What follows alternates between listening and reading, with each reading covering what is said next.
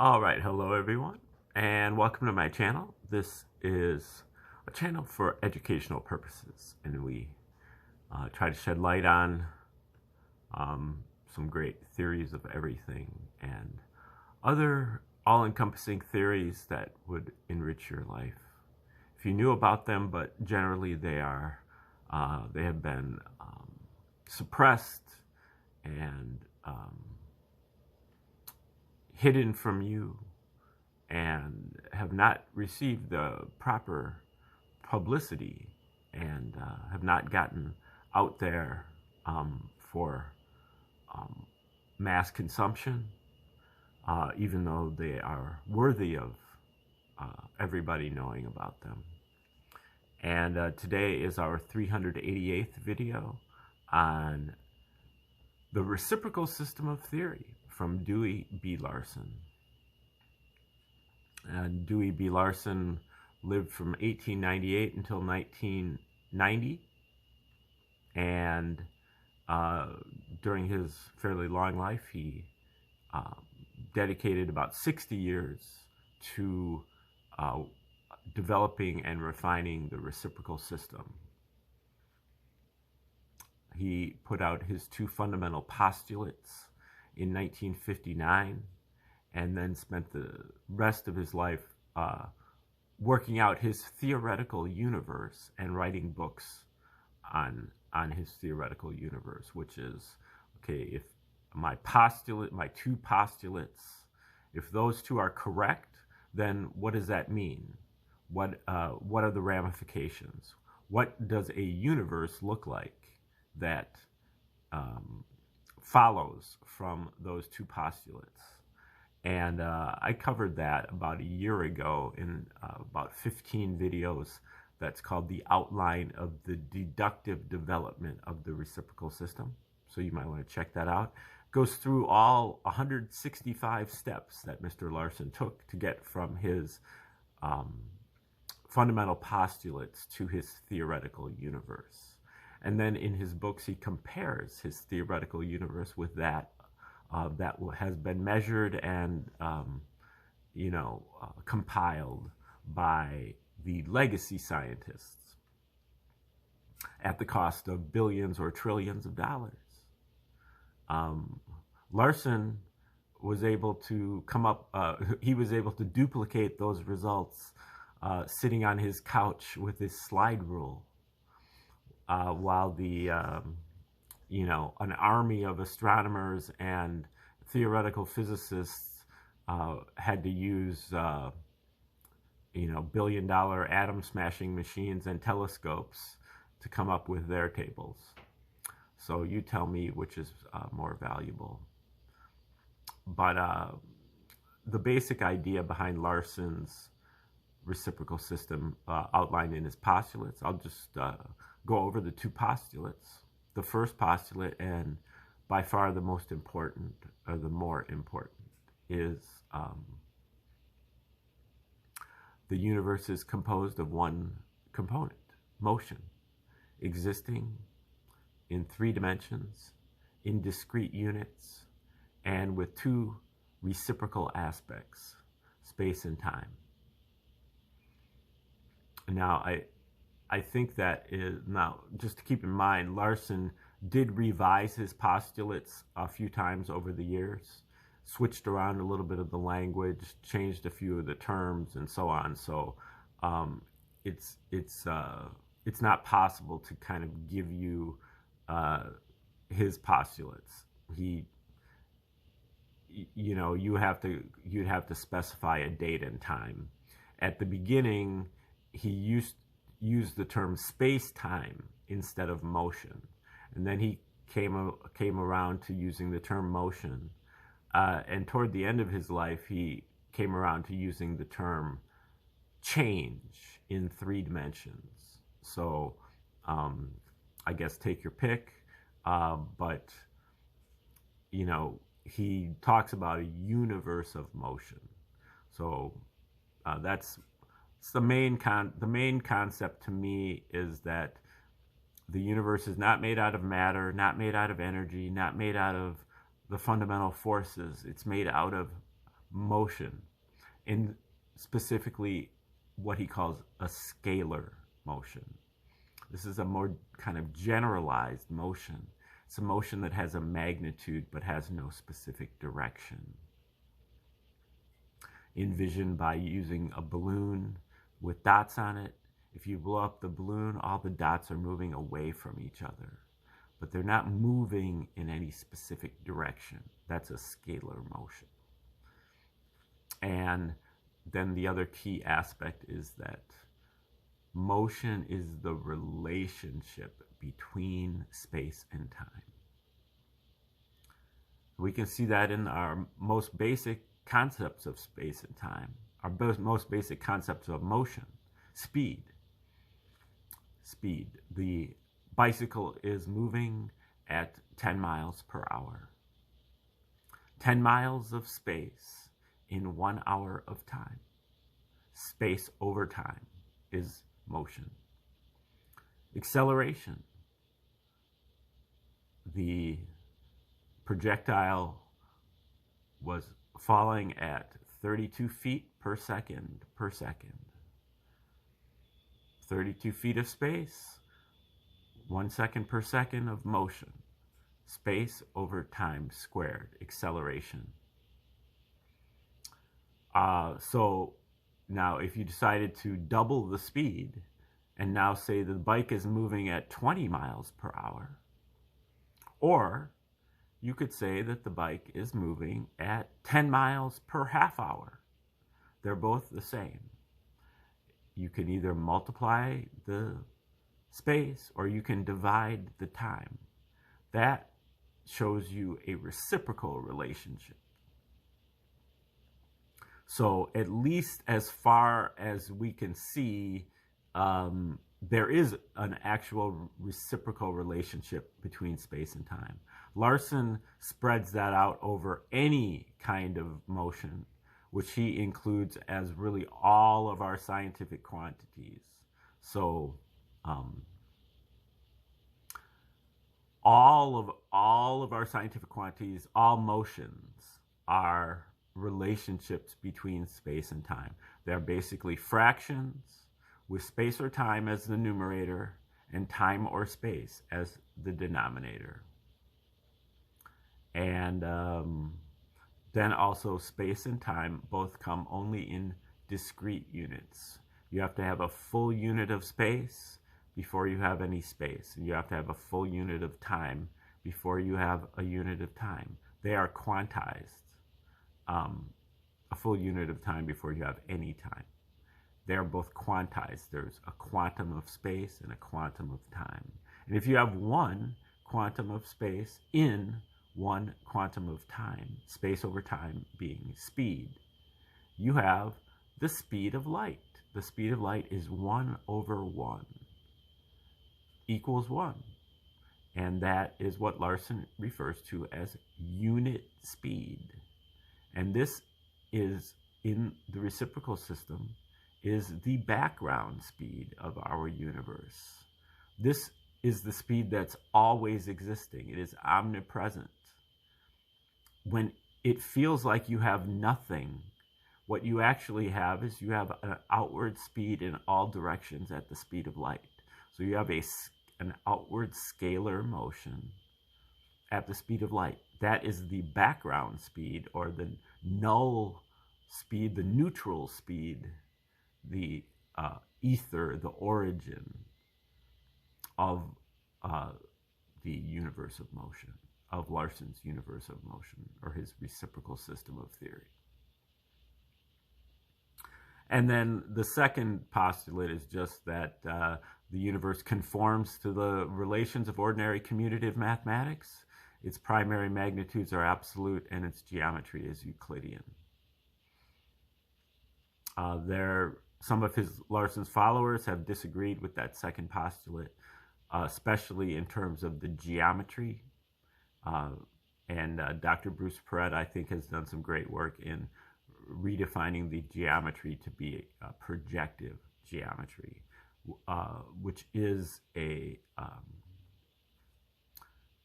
generalized Euclidean geometry. Euclidean geometry is part of a projective geometry system. So it's not really saying that Larson is wrong. It's more saying that his scope was limited in saying that we had projective Euclidean geometry. Okay, now today we are resuming going over a paper that Larson wrote, a paper that Larson gave back in 1979, which is called Science Without Apologies. And we went through the first installment of this paper yesterday, and Larson was talking about how he gave numerous examples of quotations from prominent scientists, especially theoretical scientists, that were apologetic, that basically apologized for, not having a fundamental generalized theory to rely upon, not being as broad to have a general theory that applies to everything.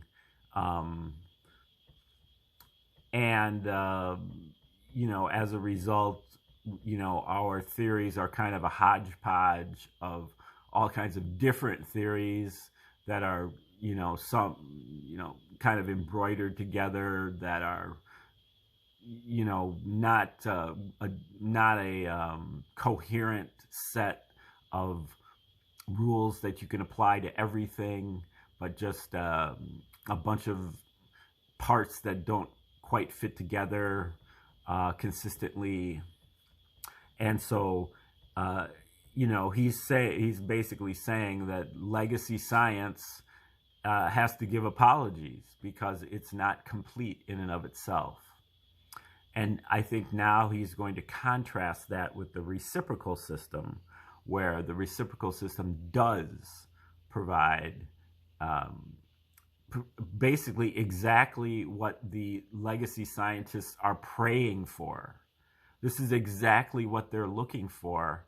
But then when you put it right in front of their nose, they brush it aside because it happens to turn out that the very thing that they're looking for is too much for them to handle, because it requires them to A, admit that they were wrong, and B, to adopt a new theory. So they have to go on a whole new learning curve to learn this. And they, most of the time they're kind of too old to teach them any type of new tricks.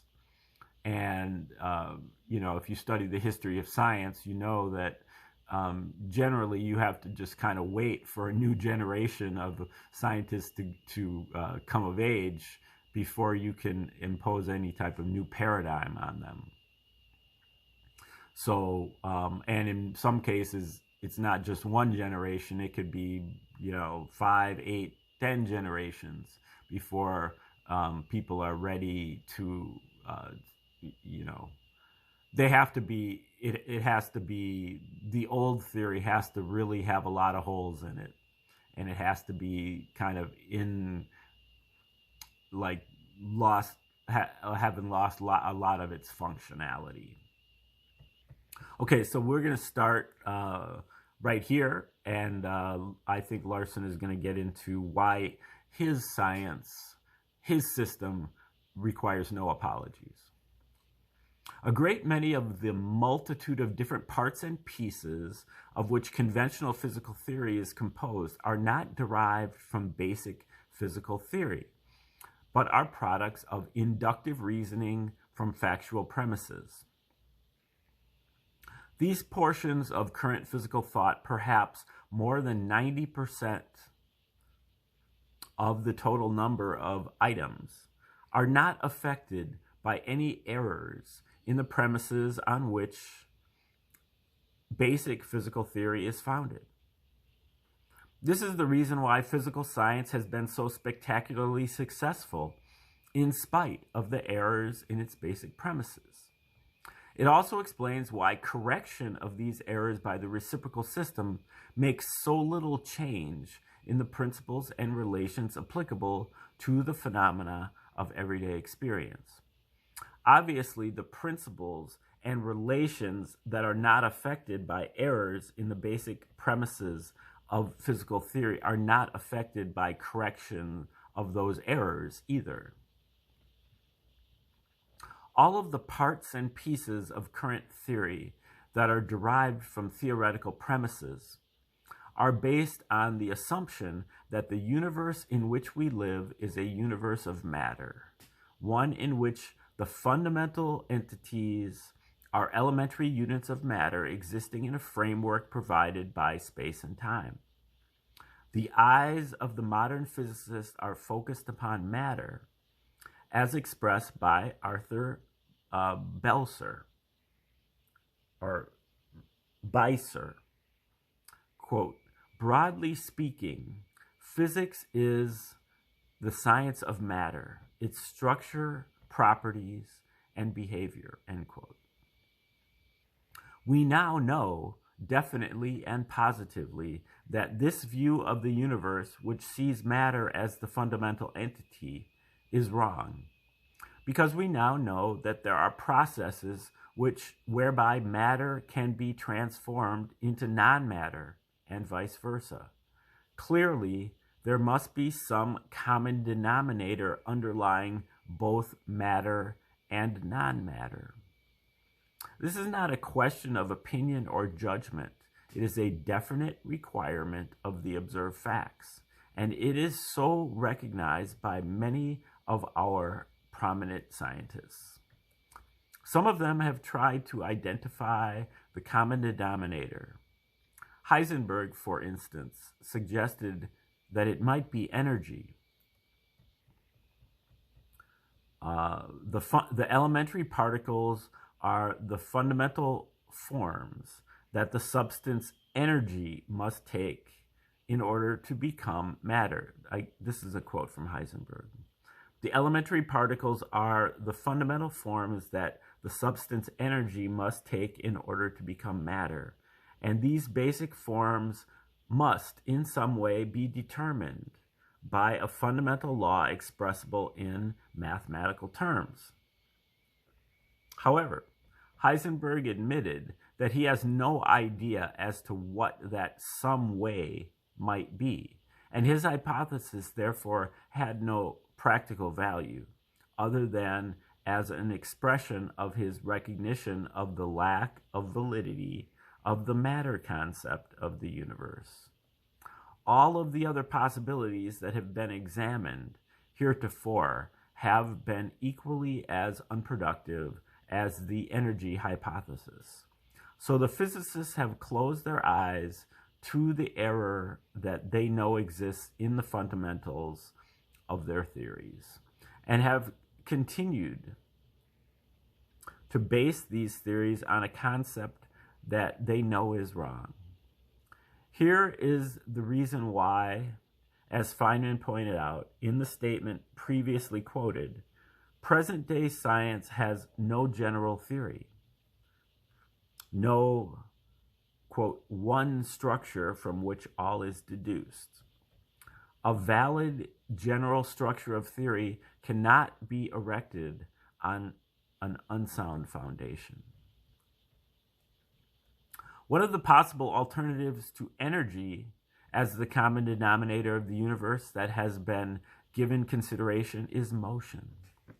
The fatal weakness of Heisenberg's energy hypothesis is that energy is purely scalar, and it therefore does not have the versatility that is necessary in order to produce the tremendous variety of forms in which physical entities exist.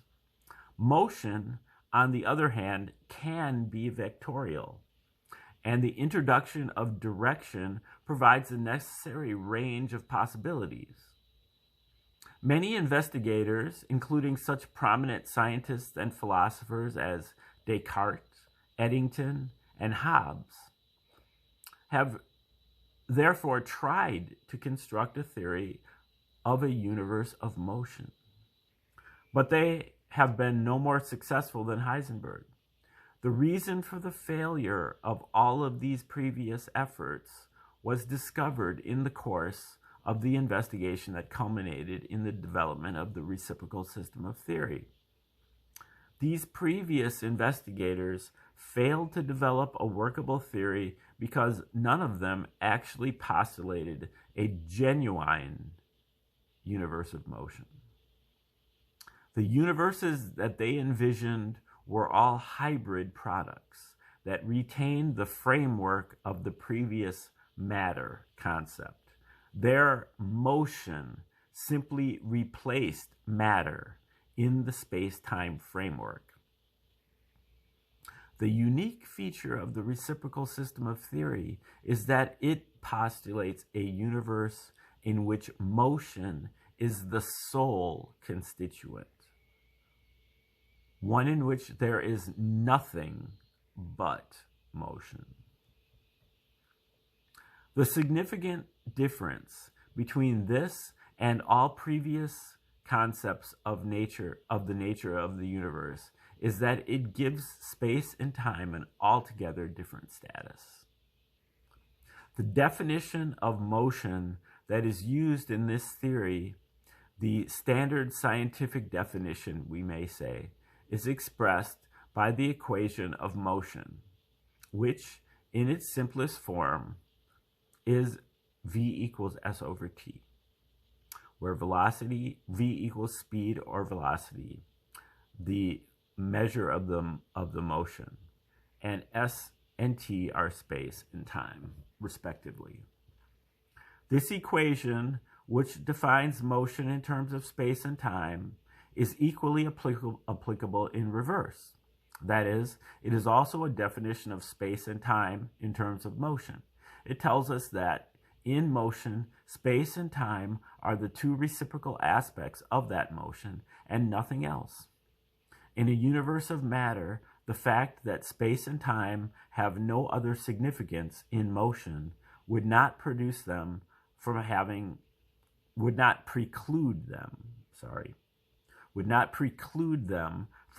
some other significance in some other connection. But in a universe composed entirely of motion, space and time cannot have any significance other than that which they have in motion.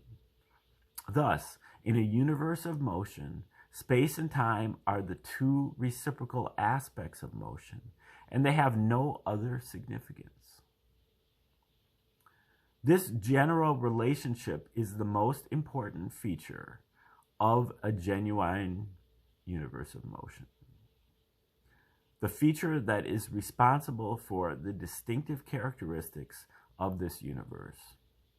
This is the reason why we have given the name reciprocal to the system of theory that describes the universe of matter. Recognition of the true role of space and time brings us directly to some general principles that explain many of those basic features of the universe that have been so troublesome to previous physical theory. One of these defines the condition of rest in the universe of motion, the datum level from which all physical activity extends. In a universe of matter, the most primitive condition that can exist is an empty universe, one in which the space-time framework exists, but no matter is present. Thus, all physical activity is in a universe of matter starts from zero. An empty universe of motion, one in which there is no motion, is impossible because the universe of motion has no separate framework.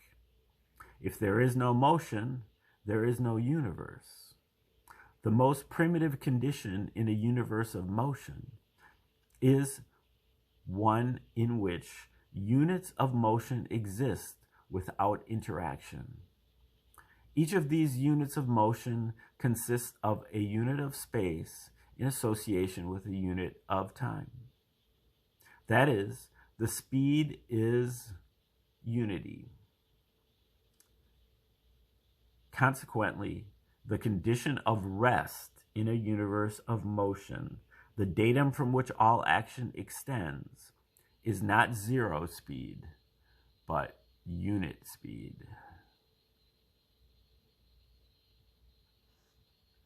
All right, let's try to do a couple more here.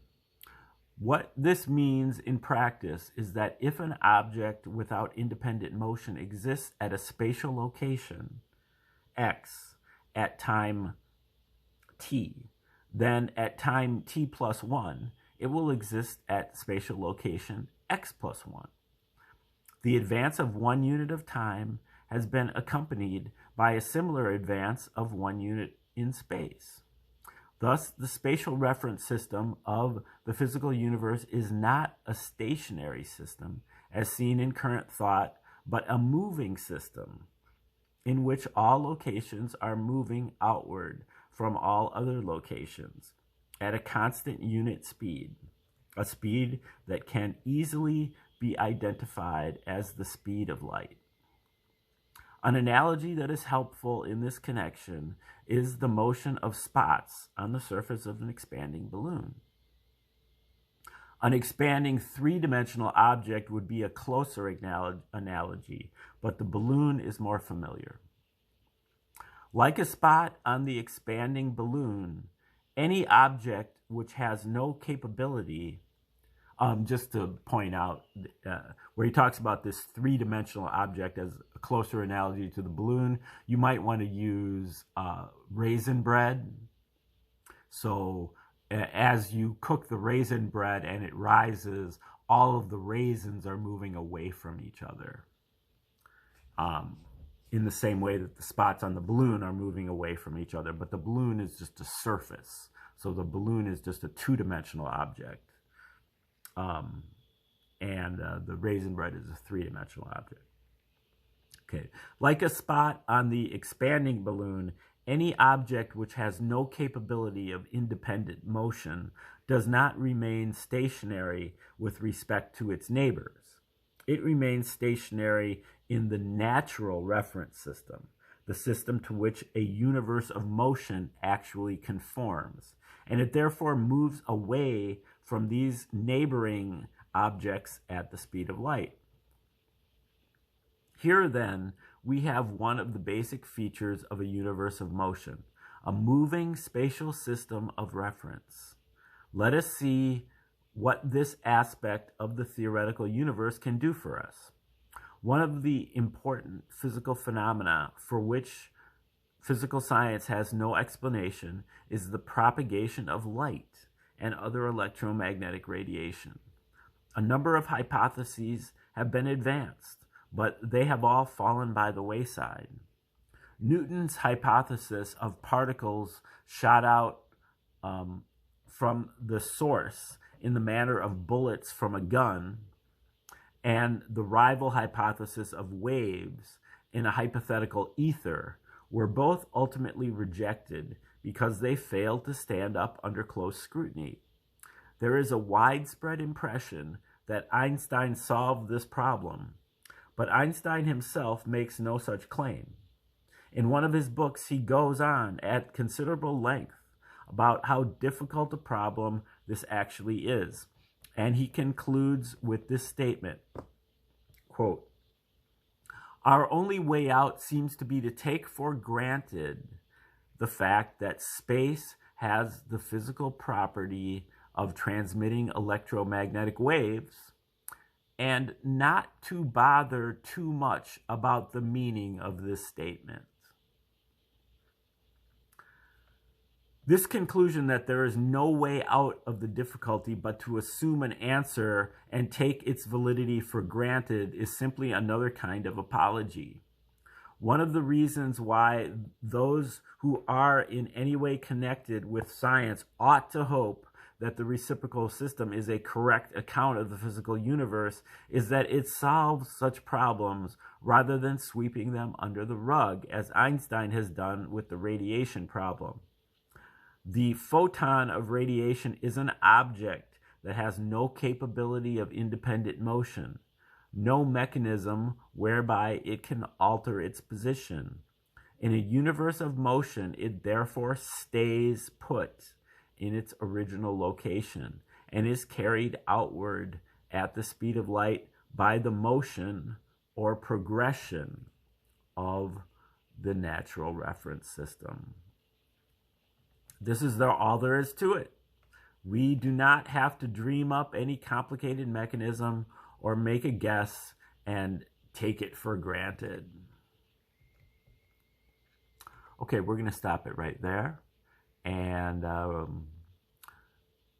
I think there's maybe 2 or 3 more days to go on this paper. So Larson went over the kind of the hypothetical there, went with the expanding balloon, and basically showed you that the nothingness of a universe of motion is motion outward at the speed of light in all directions.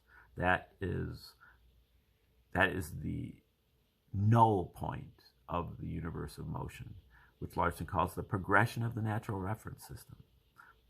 And by assuming a universe of motion, we will see how we get to a generalized theory that works in all contexts. Hopefully he'll get into that in the next couple of installments. Meanwhile, thanks for tuning in today, and tune in tomorrow to get the next installment of this paper. Thanks for tuning in, and have a great